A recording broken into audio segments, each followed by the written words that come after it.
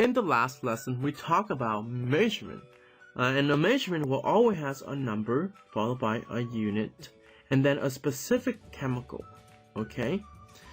Now, we are going to look at a measurement in terms of chemistry-wise. What does that mean? We are going to quantify chemicals. The beauty behind this is that there is a flow chart that will allow us to quantify chemicals. Well, first of all, we look at the structure, of course. We have A size and B size. So in this case, the A and B is kind of that representing our specific chemicals. So notice A and B is your chemicals, okay? Now, what are the common units? First of all, we have the units of grams, and grams is used to measure mass, okay? Then we have the unit of liters down here. Now this liter is used to measure volume. But be careful, this is the volume in terms of gaseous states, okay? Because we have another liter where we're going to measure the volume of a solution. That's where it is right here. So keep that in mind. So this is of a solution. Now what is a solution? Basically, it is aqueous form.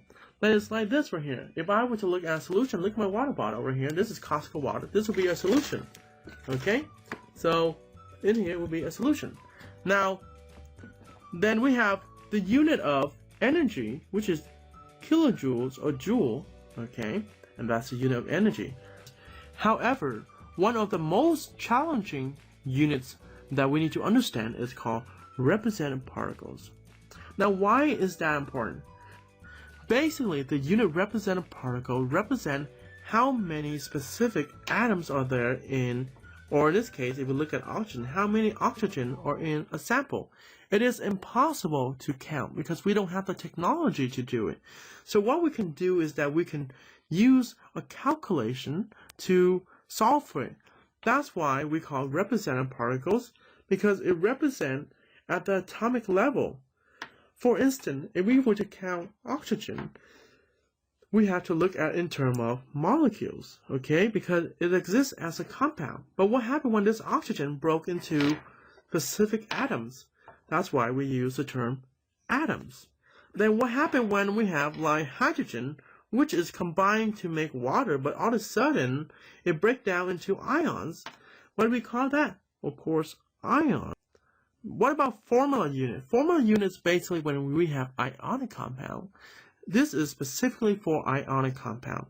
But in most cases, people use molecules, okay? So that is the challenging behind representative particles. Now, if we look at all the units, we realize that mass is the only unit that we can measure directly in terms of that specific chemicals. And of course, we can also measure the volume of solution, but we talk about that later, okay? Now, mass is the only one we can measure directly using any common electronic scale. And the rest of the unit, they are either impossible to measure with a common lab equipment that we have in our chemistry class. So what we do is we have to calculate for it. And that's the focus of this video. How can we use this flowchart? Today we're only going to focus half of it. How can we use the flowchart to solve for the unit that we cannot measure? Well, first of all, we need to realize, if we look at the overall structure, and that there are boxes, right? Those boxes represent specific unit that we have, or we're going to look for. So we label it starting point or your ending point, more specifically, your given or your unknown, okay? And then to get from one box to another box, you have to kind of go through the arrows, isn't it?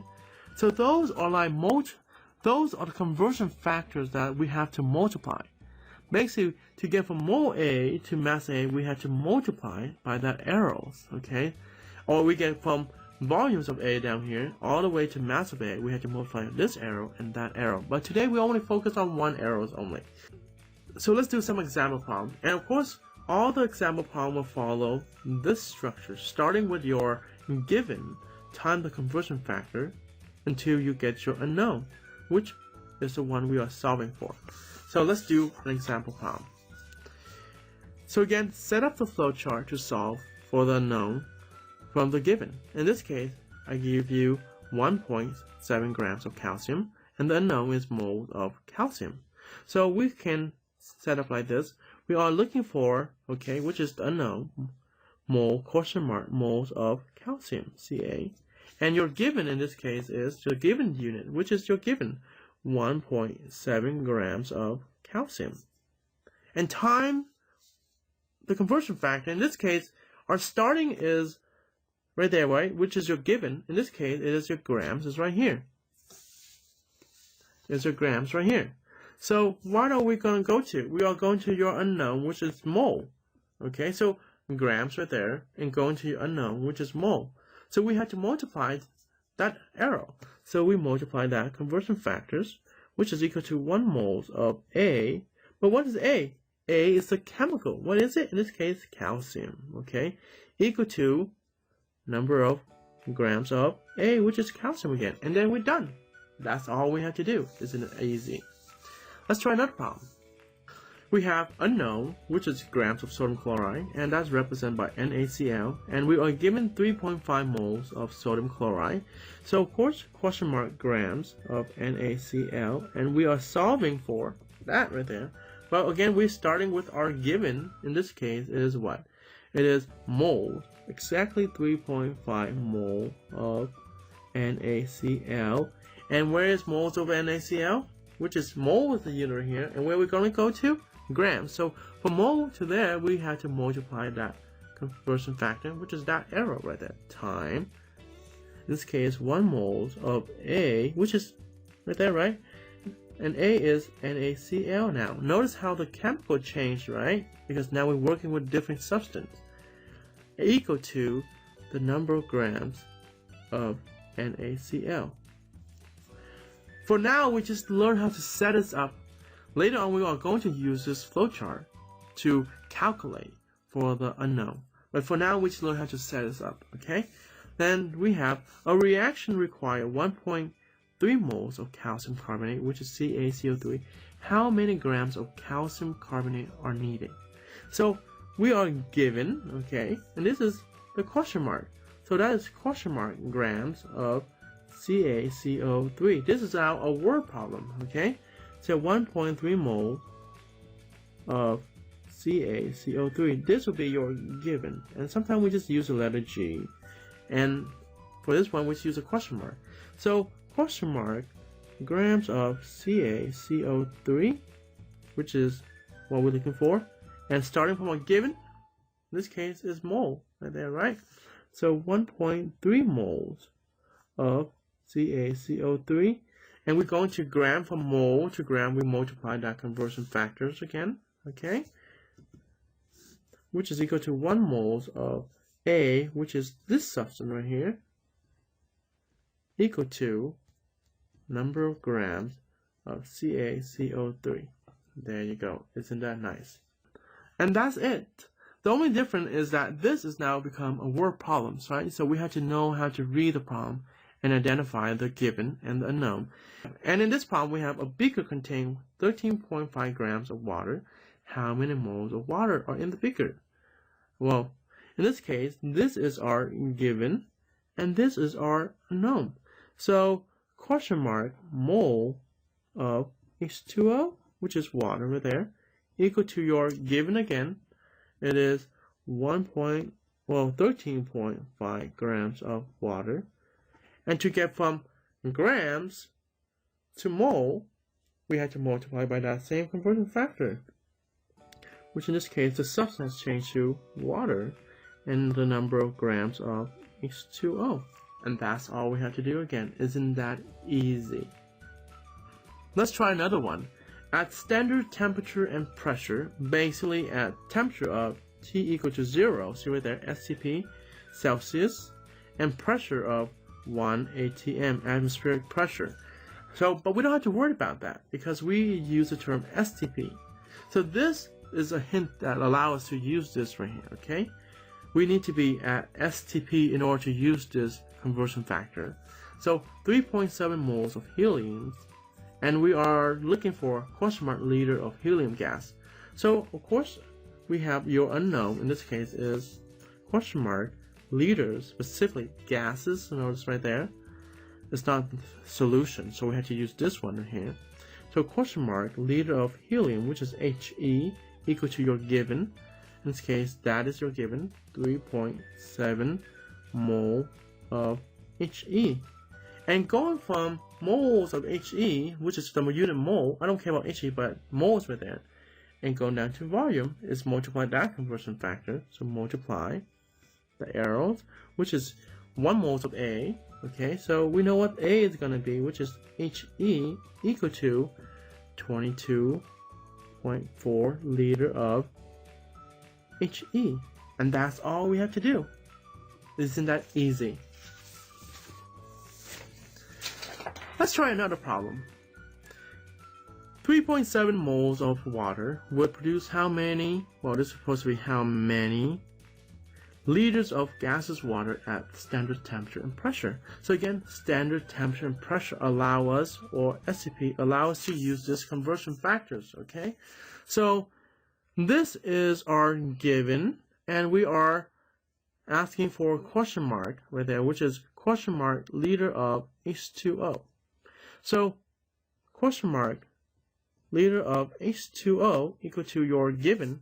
Again, going back to the same format, starting with your given unit again, which is 3.7 moles of H2O time. So from mole of A to liter of A, which is that conversion factor right there.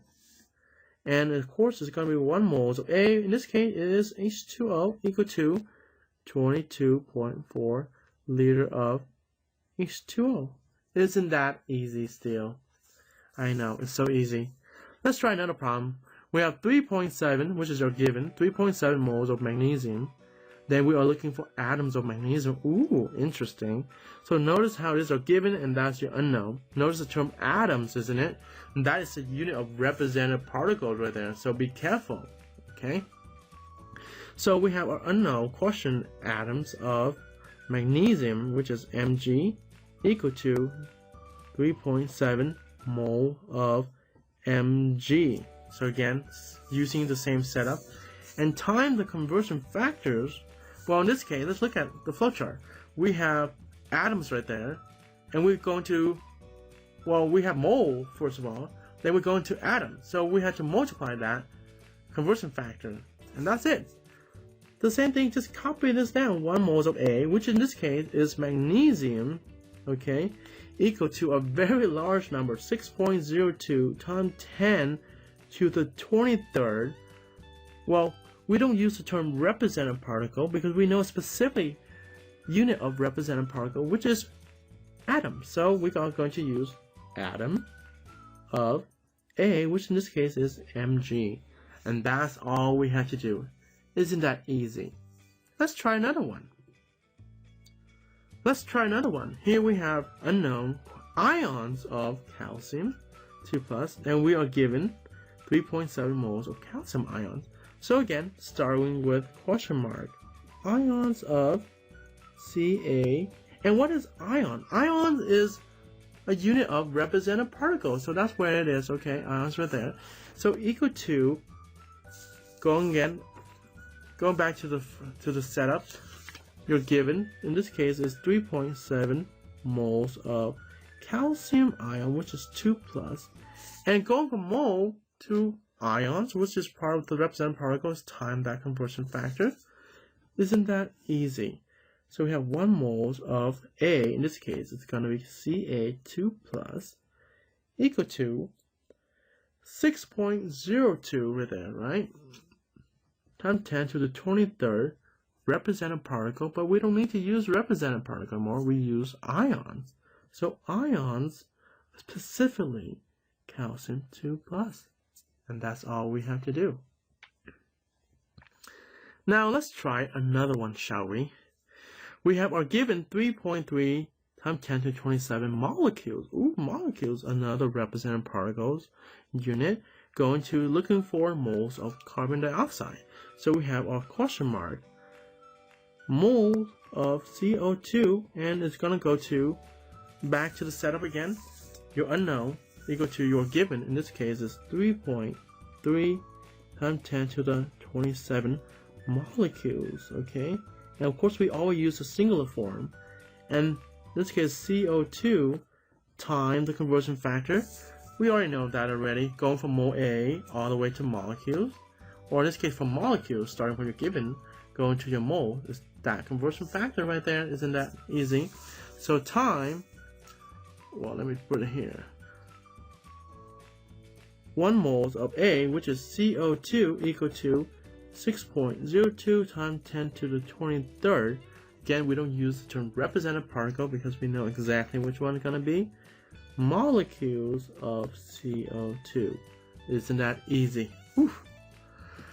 We have 2 more left. We have unknown is how many moles of calcium chloride, and given from 1.7 times 10 to the 25th formula units of calcium chloride. Oh, look at formula unit. Isn't that a representative particles unit as well? So we have your unknown, in this case, is mole. Okay, this is the focus. We are solving for it. Calcium chloride. And to solve for it, we need to do the same setup starting from our given. So our given in this case is 1.7 times 10 to the 25th formula unit. So 1.7 times 10 to the 25th formula units. Now that's a lot of letters to write, but there is a way we can do this. We can abbreviate this, of course, formula, which is with the letter F, and unit with the letter U. So we have, be careful, FU, or formula units of calcium chloride. So when you say it in class, don't say 1.7 times 10 to the 25th FU calcium chloride. No. 1.7 times 10 to the 25th formula unit of calcium chloride. We know when to abbreviate. You don't have to say it, the abbreviation, okay? So again, formula unit going to where? Going to mole. And that is going to multiply by that arrows. We know it's 1 moles of A, which in this case we know what is A. It is calcium chloride, and equal to 6.02 times 10 to the 23rd. Again, it's not FU, but it's formula units, okay, of calcium chloride, and that's all we have to do. Then we have our last one. We have a flask containing 7.1 moles of hydrochloric acid. Has how many molecules of hydrochloric acids? Okay, so this is now a word problem, which we know that is our given, okay? And then we are looking for, what are we looking for? Molecules of hydrochloric acid. So we're starting with question mark, molecules of hydrochloric acid, which is HCl, and this of course going to be HCl. So we have HCl, and on the test I'll give you the chemical formula. The same, going back to the setup of the flowchart, we're starting from our given, which is your unknown, 1.7 mole of HCl, and we're looking for molecule, which is a unit of representative particle, so mole to molecule. And that multiplied by 1 moles of A, which is in this case HCl. So 1 moles of HCl equal to 6.02 times 10 to the 23rd molecules of HCl. And that's all we have to do. So isn't that easy? All you have to do is find your given and your unknown using this setup right here and just time the conversion factor.